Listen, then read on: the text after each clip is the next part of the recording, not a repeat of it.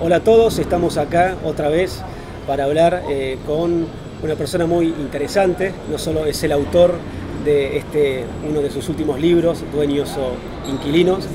Estamos hablando de Federico González Rouco. Ahora lo van a conocer más, pero a grandes rasgos es licenciado en Economía, tiene un posgrado en Economía Social de la Universidad Católica Argentina, aparte un máster en Políticas Públicas de la Universidad Torcuato Di Tella, es profesor de Economía Pública en la Universidad Católica Argentina y bueno, es asesor de diferentes entidades tanto privadas como públicas y está vinculado a ciertos organismos internacionales. Y entre otras cosas que llamó la atención el libro, que desde ya uno lo recomienda, fue que uno de los prólogos está hecho por Ricardo López Murphy y por el economista muy conocido Santiago Bulat. Así que bueno, Fede, antes que nada, muchas gracias por el tiempo. Muchas gracias por la invitación. Y para empezar a hablar un poquito del libro en particular y de la economía, el mercado inmobiliario en general, me gustaría que des tu opinión respecto a una nota que es muy reciente, de que salió en relación a que cada vez hay más inquilinos y menos propietarios.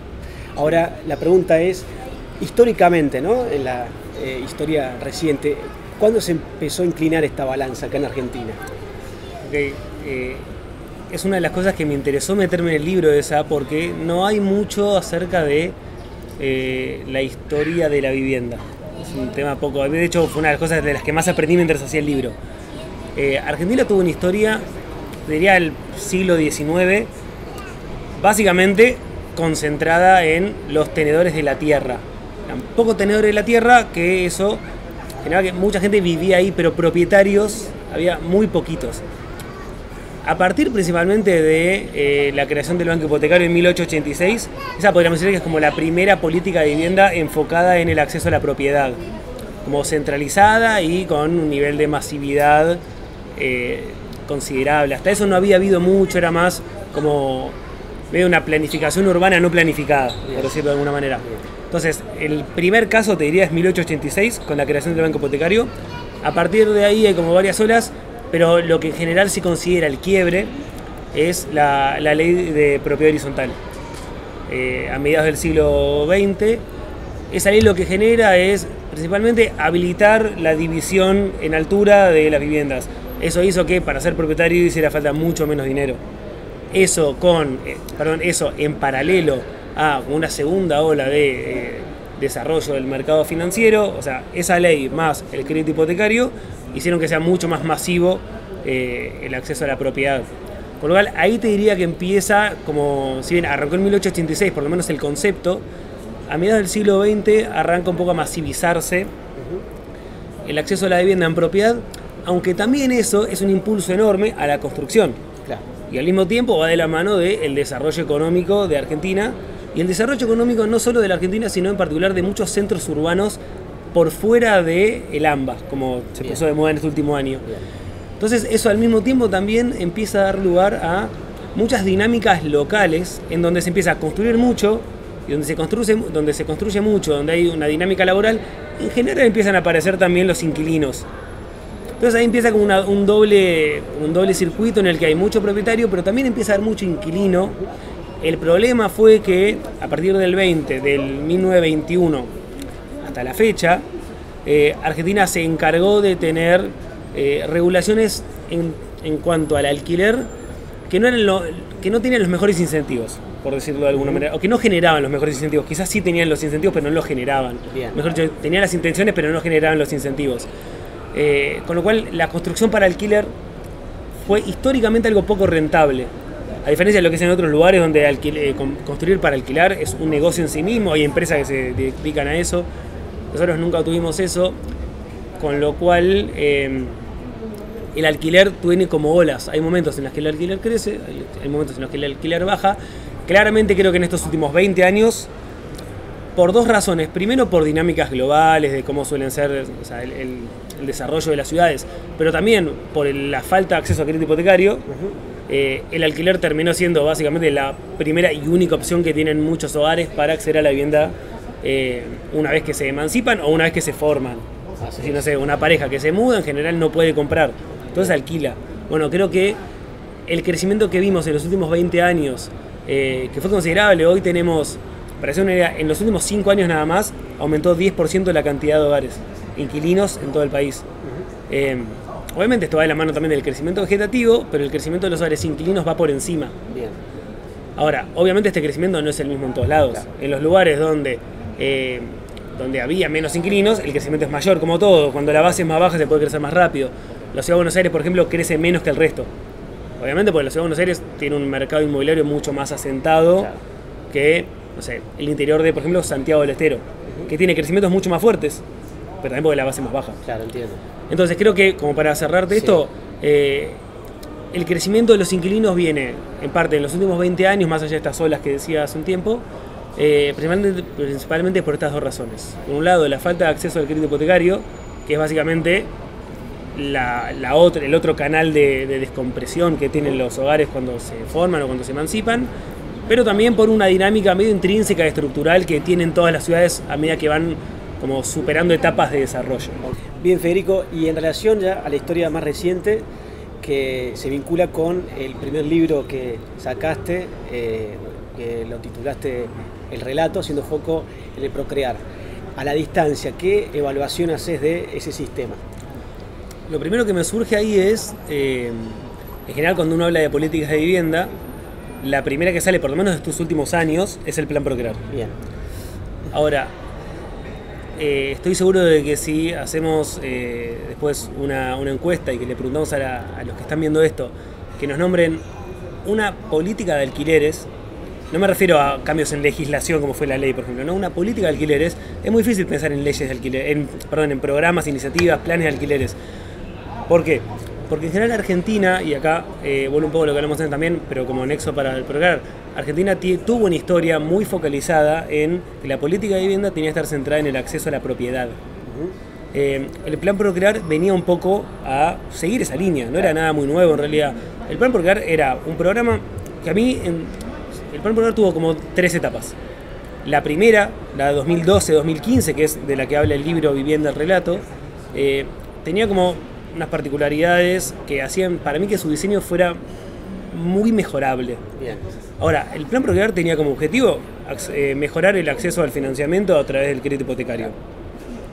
¿Por qué tenía que hacer eso? Porque en ese momento no había crédito hipotecario. Entonces, el gobierno, en su momento, a través de Cristina Fernández de Kirchner, lo que dice es, bueno, ya que el mercado no está ofreciendo crédito hipotecario, lo va a ofrecer el Estado a través del banco hipotecario. Eran créditos con cuotas fijas, a tasas muy subsidiadas. En aquel momento eran tasas que variaban entre 2 y 14% de tasa anual, con una inflación entre 2012 y 2015 que estamos hablando de en promedio 25 o 30 puntos, más o menos. Con lo cual eran tasas en cualquier escenario muy bajas, en algunos momentos, como por ejemplo en 2014 cuando la inflación llegó a superar los 35 puntos, estamos hablando de tasas de interés en el máximo 33 puntos abajo de la inflación. Con lo cual básicamente era una transferencia de ingresos del Estado, que a su vez es transferir ingresos de las personas que pagan impuestos, a un grupo de particulares que podían acceder a un crédito hipersubsidiado. ¿Y por qué marco esto? Porque por default cualquier programa de crédito hipotecario va a apuntar a sujetos de crédito. En Argentina, para ser sujeto de crédito y por cómo es la estructura productiva y de ingresos en Argentina, si una persona es sujeto de crédito, automáticamente quiere decir que tiene algún tipo de ingreso formal. Y si una persona tiene ingresos formales en Argentina, está al menos por encima del 30-40% de la población.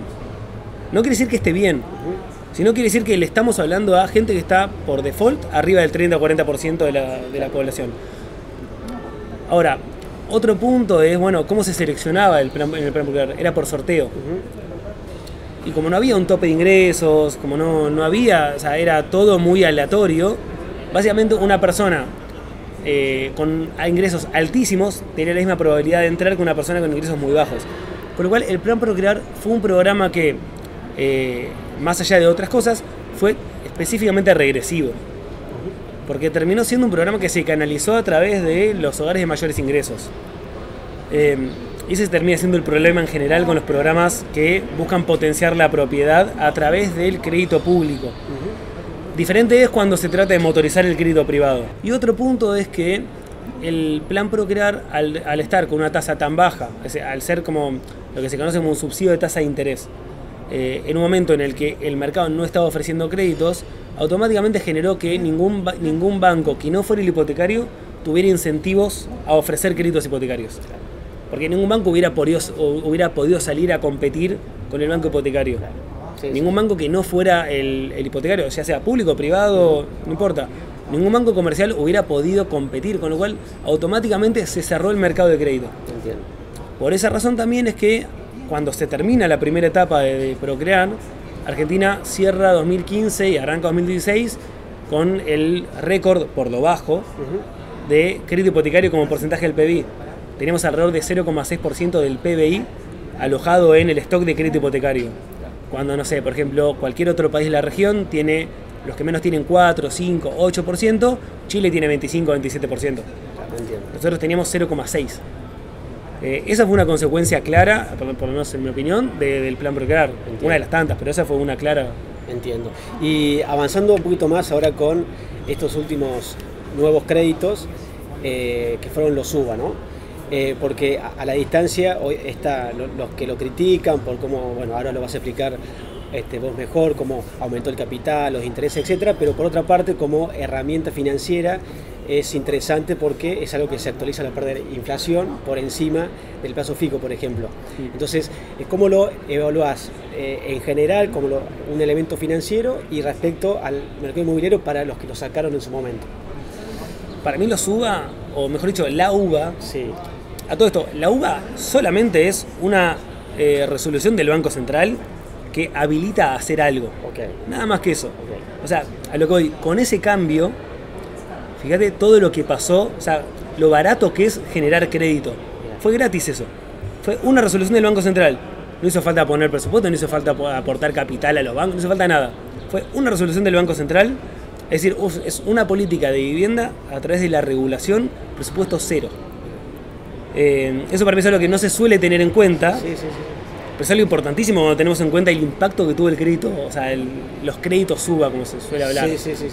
Ahora, crédito UBA, como para ir bien a la base y después si querés vamos avanzando, el crédito UBA es un crédito, es uno, sistema francés, igual que cualquier otro crédito fijo, solo que en vez de uno devolver pesos todos los meses, devuelve UBAs. Ahora, el crédito funciona igual que cualquier crédito fijo, con cuota fija. De hecho, los créditos UBA, en general se habla de que la cuota va variando. En realidad la cuota es siempre la misma. La cuota es siempre, supongamos, 300 UBAs. Es un crédito a cuota fija, igual que el crédito por el que uno pagaba antes, no sé, 100 pesos o 100 dólares. Son todos créditos a cuota fija. La diferencia está en que nadie en Argentina hoy prestaría, o sea, otorgaría un crédito hipotecario con una cuota fija en pesos. O mejor dicho, podría pasar eso. Pero por ejemplo, hoy el mercado está ofreciendo créditos hipotecarios a cuota fija con tasas del 50%. Lo cual quiere decir que uno en, no sé, 20 años de crédito, supongamos, para hacer algo como prudente, en 20 años de crédito, uno estaría devolviendo el capital, o sea, uno estaría pagando el capital más alrededor de 8 o 9 veces el capital por los intereses nada más. Eso es algo que en general no se toma en cuenta cuando se habla aumenta el capital de los créditos UBA. Es cierto, aumenta el capital en pesos, no en UBA. Ahora, en un crédito cuota fija, uno saca, supongamos, 100 pesos a una tasa de interés del 50% anual y en 20 años se está devolviendo más o menos 1000. Igual el capital también aumenta. Aumenta por otro lado, aumenta por los intereses, no por el capital. En definitiva, si uno completa el crédito, termina volviendo más o menos, también aumenta. Entonces, bueno, al mismo tiempo uno podría decir, aumenta el capital, ¿qué pasa con el valor de la vivienda? Obviamente también aumenta. Más allá de lo que pueda pasar con, no sé, si en estos últimos meses cayeron el valor de los metros cuadrados, en general, de hecho, sobre todo los que sacaron créditos en 2016, 2018, que fue como el grueso, el valor de su activo también aumentó. Lo que pasa es que también aumentó el valor de su pasivo. Ahora, en la ecuación hay un aumento del patrimonio neto. Eso no quiere decir que hayan hecho negocio, porque de hecho nadie sacó un crédito UBA para hacer negocio. O por lo menos nadie lo hizo como como su primer objetivo. Sí. Entonces, como resumen, para mí los créditos, o sea, el hecho de haber creado la UBA, primero que Argentina no fue como tampoco innovadores globales. Lo que nosotros hicimos en 2016 como país existe en Chile hace 60 años. Existe en Uruguay, existe en Bolivia, existe en Colombia, existe en México, depende del lugar, entre 10, 5, 15 años. Nosotros lo único que hicimos fue copiar el instrumento financiero que usan los países para habilitar el crédito hipotecario en contextos inflacionarios. Entonces, una de las críticas generalmente a la UBA es: con inflación no puede funcionar la UBA. Y para mí esto es lo contrario, es: sin inflación, ¿para qué querés la UBA? No tiene sentido. Está bien. Sin inflación vas a un crédito a tasa de interés baja, con cuota fija, y listo, no tenés un problema. De hecho, lo que pasa, no sé, Estados Unidos, Europa en general tienen los dos sistemas, no tienen cuota variable, tasa de interés variable y tasa fija, pero las cuotas son fijas, no hay mucha discusión. Entiendo. Pero bueno, tienen inflación, salvando este momento, ¿no? Sí. Inflaciones muy bajas. Entiendo. Para mí la UBA, de hecho, el principal activo que tiene es cómo baja las barreras de entrada. ¿Por qué digo esto? Porque si bien es cierto que la cuota varía, y esto puede ser un problema, sobre todo en contextos en los que la inflación crece más que los salarios, lo que permite la UBA es que, como baja mucho la tasa de interés, porque de vuelta, no necesitas tener una tasa del 55% de interés como hay ahora, por una cuota fija, sino que la tasa de interés puede ser del 8%. Esa reducción de la tasa de interés hace que la cuota inicial del crédito UBA pueda bajar más o menos un 45-50%. ¿Esto qué quiere decir? Que para un mismo departamento, con la mitad del ingreso, calificás por un crédito hipotecario. Claro. Esto abre enormemente el universo de personas que pueden acceder al crédito hipotecario. Fede, y ahora yendo un poquito más a la parte más, si querés, social. Últimamente se estuvo escuchando que las nuevas generaciones no son tan propensas al sueño de ser propietarios. Y evidentemente vos estás, yo te diría, a la par de esa generación que se está hablando. ¿Qué opinión personal tenés al respecto? Yo creo que hay como dos partes. Hay sí una tendencia global que quizás no es lo mismo que en Argentina. Sí. Esta tendencia global creo que va de la mano de, no sé, lo que hoy entendemos como Uber, estas cosas más como de no ser tanto dueño de las cosas, sino más usuario. Bien. Entonces creo que ahí se fue perdiendo esta idea de ser propietario. Más que nada por esto de no estar tan arraigado, una sociedad un poco más global, que ya esto lo hablamos, como que lo mencionamos un par de veces. Creo que la globalización un poco lo que hizo es la idea de estar como arraigado a un lugar se perdió un poco. O no sé si se perdió, pero por lo menos es menos obvia que antes. Entiendo. Obviamente hay muchísima gente que nunca se va a ver de su lugar y demás, pero por lo menos creo que la proporción de gente que se puede llegar a pensar en moverse es mucho más amplia que antes. Porque también es mucho más fácil moverse. Bien. Eso por un lado. Después, al mismo tiempo, en los últimos 20, 30 años, el valor de las viviendas creció muchísimo. En todos lados. O sea, por un montón de razones, por cómo se concentraron las ciudades, por cómo se hicieron más como metropolitanas muchos de los grandes centros urbanos, cómo se concentraron también las oportunidades de trabajo a nivel global en grandes centros urbanos. Si bien está todo mucho más desarrollado que hace 30 años, hay como algunos centros o grandes polos, que son en general los que uno mira cuando habla de las tendencias globales, por ahí. Y ahí vuelvo, si querés, a Argentina. Argentina fue un país que históricamente tuvo ventanas de oportunidad para el crédito hipotecario. Entonces, en Argentina hay básicamente tres formas de acceder a la vivienda en propiedad. Con herencia, uno hereda, o ayuda de la familia, ayuda de los padres. Ahorros, para lo cual uno tiene que ahorrar muchísimo y tener ingresos muy altos que permitan ese ahorro durante mucho tiempo. O a través de un crédito hipotecario.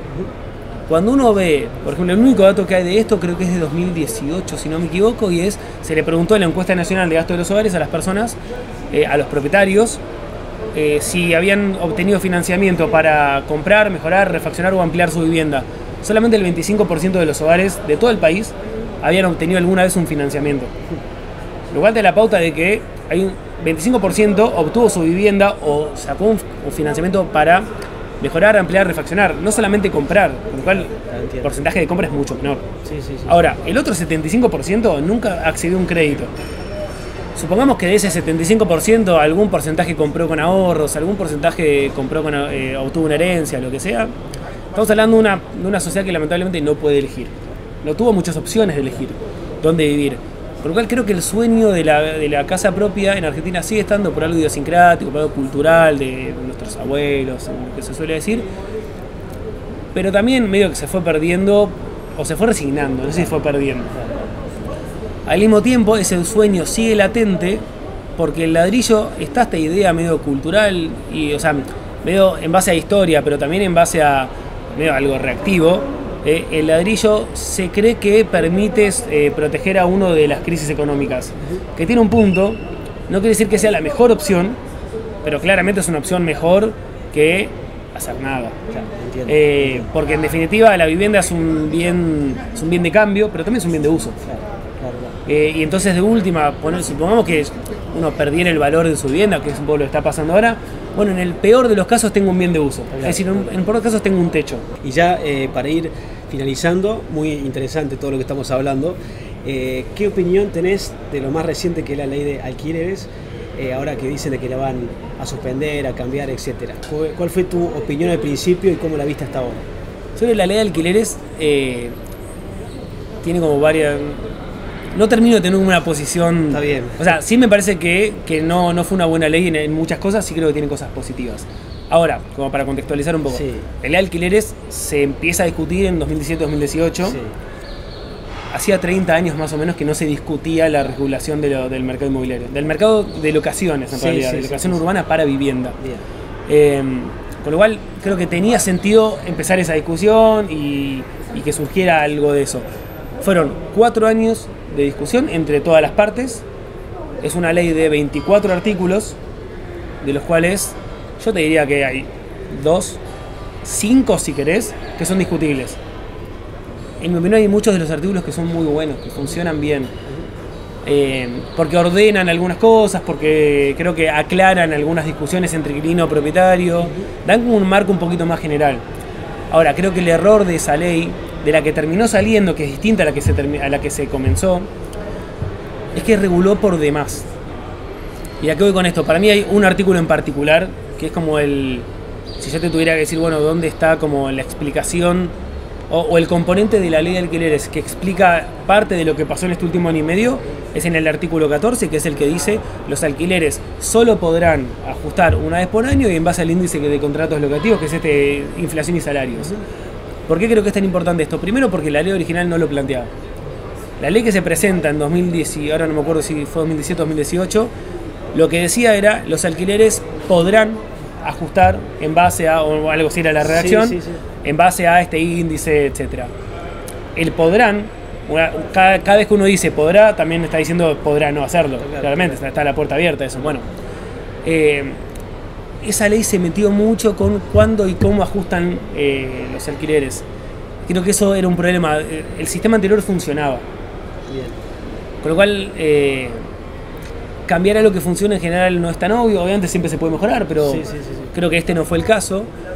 Y creo que este no fue el caso porque uno agrega una regulación que no necesariamente está asociada al mercado inmobiliario, o si uno cree que los precios funcionan como mecanismo de reflejo de información, regular el precio genera problemas en general. Entonces creo que la ley, para mí, lo peor que tuvo fue el momento. Quizás en otro contexto, pasar de 2 a 3 años no nos hubiera generado ruido. Ahora, en una pandemia, además, creo que cualquier cambio generaba ruido. Era un momento para no hacer cambios, justamente. Esto ha sido todo, espero que lo hayan disfrutado. Como siempre, suscríbase a nuestro canal para seguir con buena información inmobiliaria, la base para hacer buenos negocios. Saludos, gracias y hasta la próxima.